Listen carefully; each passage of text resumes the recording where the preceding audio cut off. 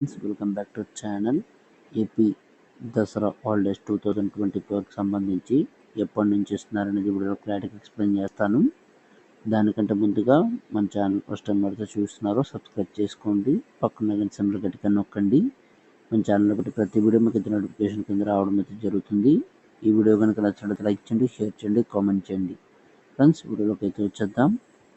ఇక్కడ మనం చూసుకున్నట్లయితే కనుక అక్టోబర్ 3 నుంచి స్కూళ్లకు దసరా సెలవులు ఇస్తున్నట్లు మంత్రి నారా లోకేష్ ప్రకటించడం అయితే జరిగిందన్నమాట.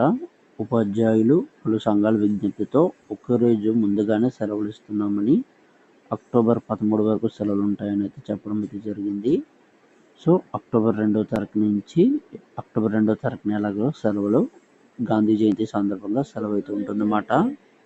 అక్టోబర్ 3 నుంచి అయితే దసరా సెలవులు ఇవ్వనున్నారన్నమాట 13వ తారీఖు వరకు. సో దాదాపుగా 11 రోజులు అయితే స్కూళ్ళకు సెలవు అయితే ఇవ్వడం అయితే జరుగుతుంది.